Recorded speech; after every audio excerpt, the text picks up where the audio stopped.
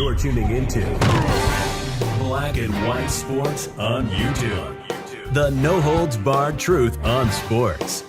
The main event starts. All right, Black and White Sports reporters. Well, I got to tell you, after hearing these comments from Paige Bueckers, makes me feel like the WNBA and the players may be headed towards some kind of lockout/strike.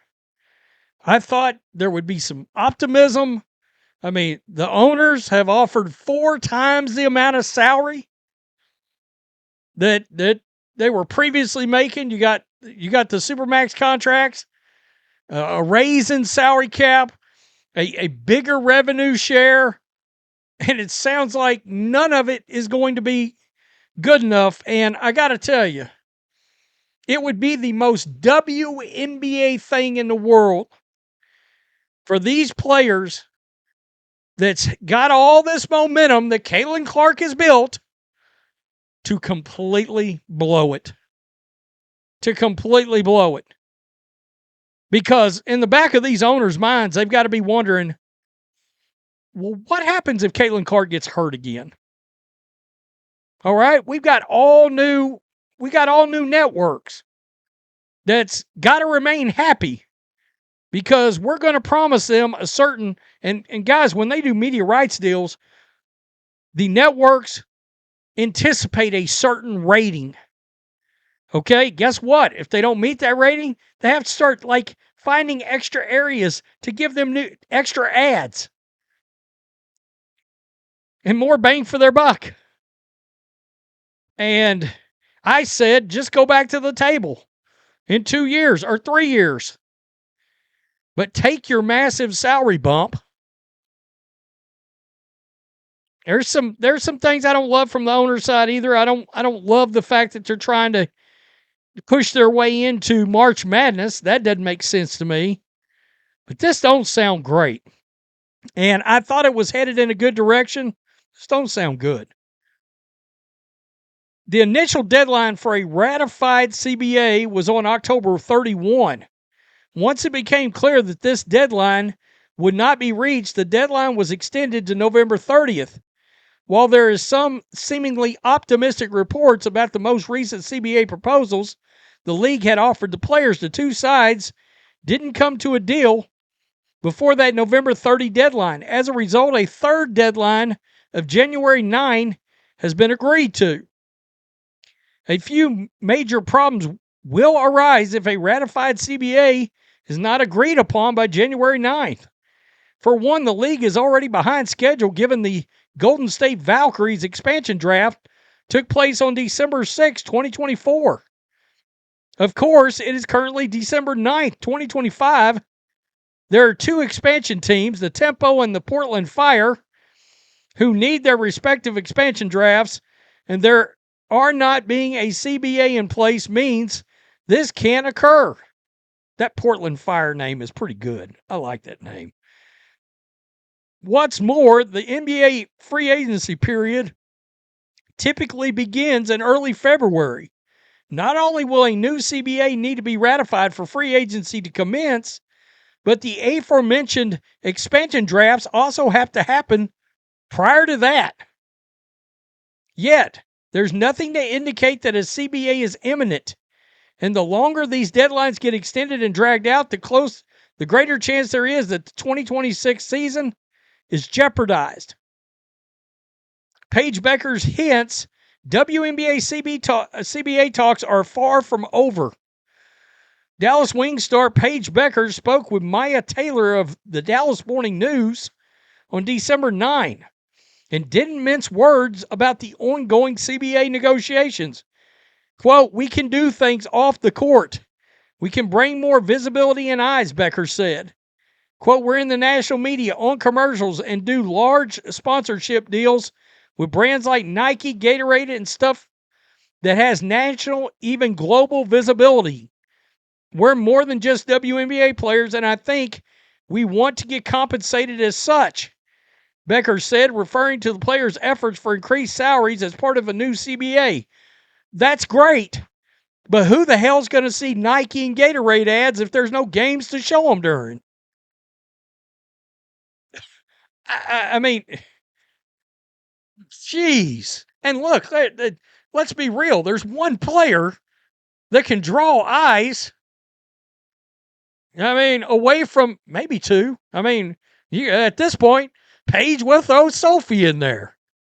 She was the most Googled women's athlete in the country. But it's Caitlyn Clark, and everybody knows it. And I'm sure the owners are sitting back, and they are fully lucid and aware of that. Now, the NBA owners, the NBA commissioner,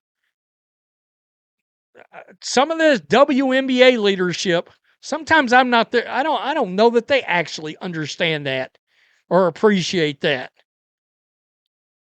I wonder.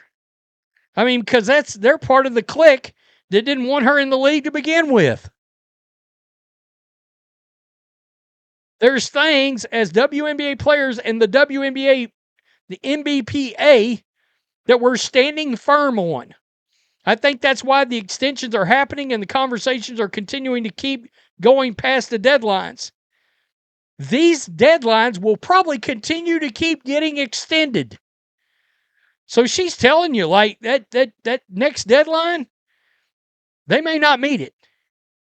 Bueckers doesn't sound optimistic about how the negotiations are going thus far, where they might be headed in the future.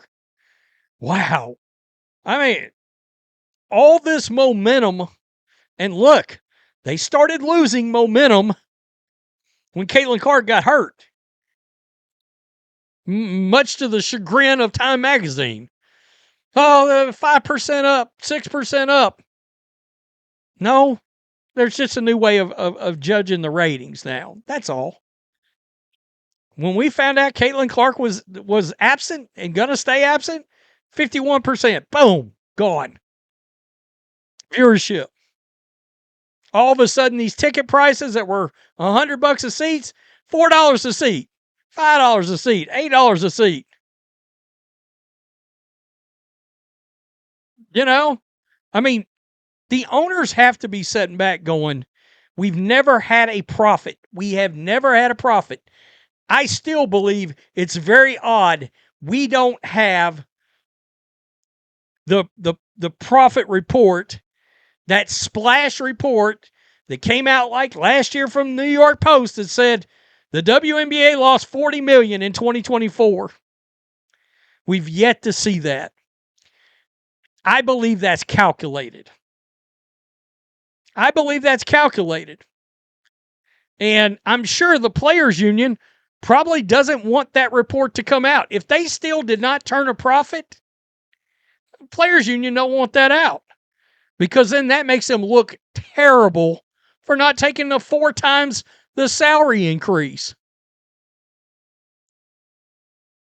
Wow. They are legitimately going to take this momentum that they've got, they're riding in the car, and they're going to ride that car right into a brick wall, right into a bridge embankment. Take your money, start making some money, and then renegotiate. 2 years from now, 3 years from now, look, the league is going to start making. I do see comments where people are like, well, the league's not going to make a profit anyway. No, provided these players don't get too greedy, they will make a profit now because of the new media rights deal. All right? When you're going from, $60 million a year to $260 million a year for TV, you're going to start getting a profit. But how much of a profit? 10 million? Well, that's not a lot. 20 million? I wouldn't exactly call that, like, until you start seeing 100 or 200 or 300 million in profit. I mean, honestly, be realistic. Tell me what you think. Wow. All right. We didn't get to see Caitlyn Clark play last year. We may not get to see her this year. Peace. I'm out. Till next time. Thanks for watching the show. Be sure to like, comment, and subscribe. Be sure to tune in next time on Black and White Sports.